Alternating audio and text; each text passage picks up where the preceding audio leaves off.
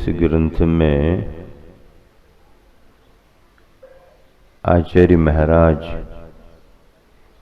स्वपर का भेद विज्ञान जगा रहे हैं और उनका कहना है कि जो अपना तत्व है, अगर आप उसका आश्रय लेते हो तो आप सुखी हो जाओगे, और जो पर का तत्व है अगर उसमें आप रम गए, उसका आश्रय आपने लिया, तो आपको संसार में ही रहना पड़ेगा। स्वतत्व क्या है? हमारा अपना निजी द्रव्य, हमारी अपनी निजी आत्मा। देखो, आत्म तत्व तो है, लेकिन अपने अपने चतुष्टय को लेके अपना अपना तत्व है। तुम्हारी आत्मा हमारी नहीं हो सकती, हमारी आत्मा तुम्हारी नहीं हो सकती। आत्मा का आलंबन लेने का मतलब है अपनी आत्मा का आलंबन लो। यहां तक कि शुद्ध सिद्ध परमेष्टि का भी अगर आपने आलंबन लिया तो वो भले ही सिद्ध हैं, भगवान हैं, पर हमारे चतुष्टय की अपेक्षा वो परद्रव्य ही हैं। लेकिन प्रारंभ में सामान्य जनों के लिए और यहाँ तक कि उन मुनि जनों के लिए भी जो अपने उस स्वरूप में लीन नहीं हो पाते हैं, उन सबको पंच परमेष्टि का आलंबन लेना जरूरी है। हाँ, आलंबन लेना जरूरी। जब तक आप स्वयं सिद्ध नहीं बन रहे, तब तक सिद्धों का आलंबन लेते रहो। जब तक अरहंत परमेष्टि आप नहीं बन पा रहे, तब तक नमो अरिहंताणम कहते रहो। आचार्य उपाध्याय सर्व साधु ये पांचों परमेष्टि नमोकार में गर्भित हैं। इस नमोकार के मंत्र का आलंबन बड़े बड़े योगी साधक भी करते हैं, क्योंकि ये पद जो हैं ये शाश्वत पद हैं, शाश्वत पद हैं। नाम बाद में आएगा, अरहंत पहले कहा जाएगा, सिद्ध पहले कहा जाएगा। बाद में किसी की कथा कहानी जुड़ेगी कि वो अरहंत बने, वो सिद्ध बने, लेकिन ये पद शाश्वत हैं। सिद्ध क्यों रखा नाम? क्योंकि उनके सारे कार्य सिद्ध हो गए, अब कुछ शेष बचा नहीं। आप भी जब थोड़े से फ्री बैठे हो और कोई आके पूछा कि भाई साहब आप तो एकदम बिल्कुल फ्री हो, क्या बात है? नहीं नहीं, आज का काम पूरा, आज का काम पूरा, कोई काम नहीं, इसलिए फ्री बैठे। मतलब जिसको कोई कार्य नहीं करना वो फ्री बैठता है। एक व्यक्ति ने तर्क किया कि भैया आपके भगवान का स्वरूप हमें बहुत अच्छा लगता है, आवरण नहीं, आभूषण नहीं, साज सज्जा नहीं, श्रृंगार नहीं, औजार नहीं, हथियार नहीं है, न डर दिख रहा है न डर दिखा रहे हैं, न कोई ज्वाइंट फैमिली है न कोई है, सब है अकेले बैठे हैं। लेकिन ये सब ठीक लगता, पर ये बात हमको समझ में नहीं आती कि हाथ पर हाथ रखे क्यों बैठे हैं और पैर पर पैर रखे क्यों बैठे हैं, ये बताओ, समझाओ। तो किसी ज्ञानी व्यक्ति ने कहा कि भैया देखो, हाथ पर हाथ वो इसलिए रखे बैठे हैं कि अब उन्हें कुछ करने की जरूरत नहीं।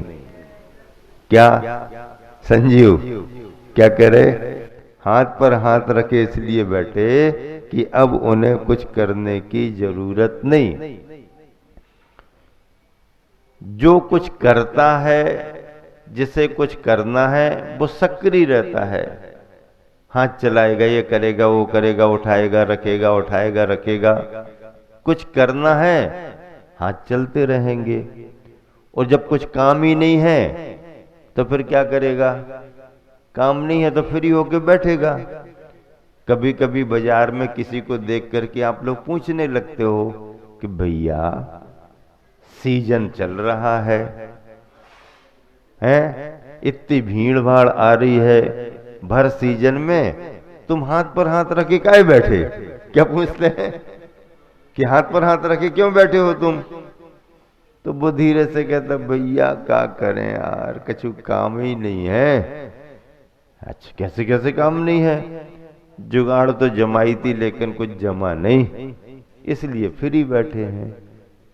मतलब हाथ पर हाथ रखे बैठने का मतलब यह है कि उनको अब कुछ करना नहीं, करने की स्थिति नहीं।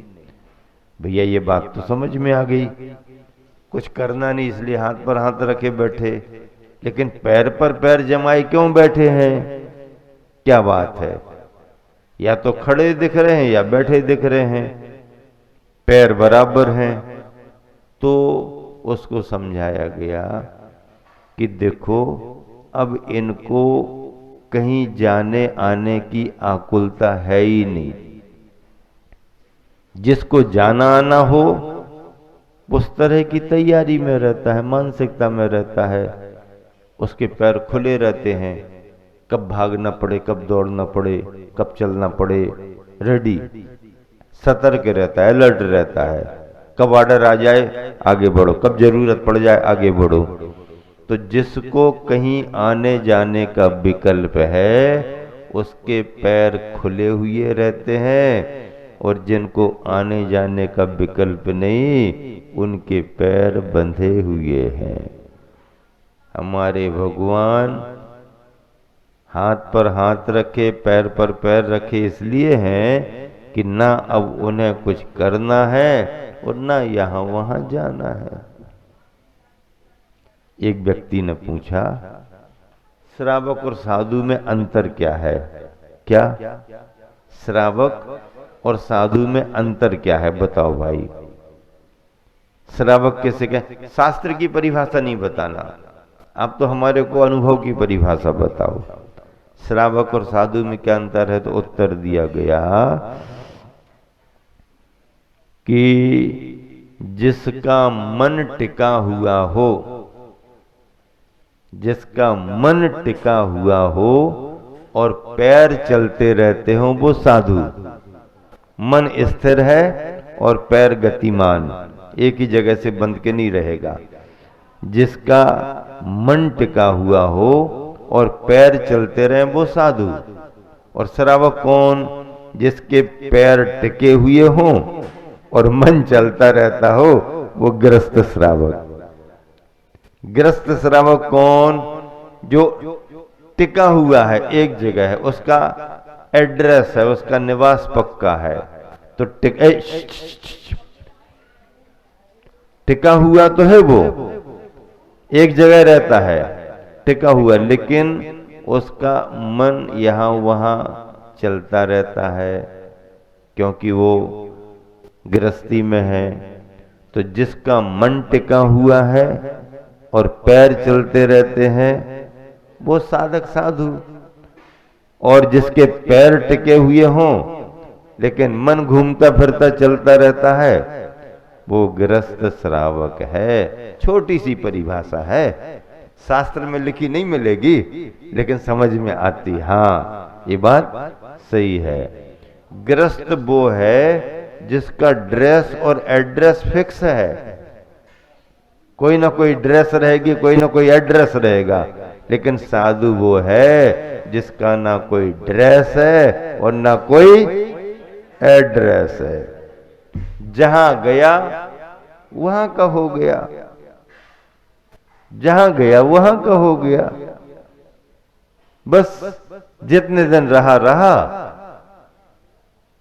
कहते ना, रमता जोगी बहता पानी निर्मला। बहते चलो पानी कहता है, चलते चलो साधु कहता है।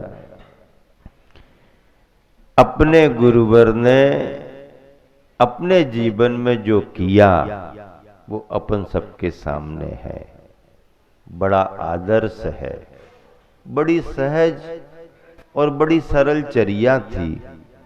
अपने प्रति गुरुवर बड़े कठोर थे, लेकिन सभी के लिए गुरुवर बहुत सरल, बहुत नरम थे। दूसरों के लिए नरम और अपने लिए कठोर, ये हमारे गुरुवर आचार्य श्री का जीवन था।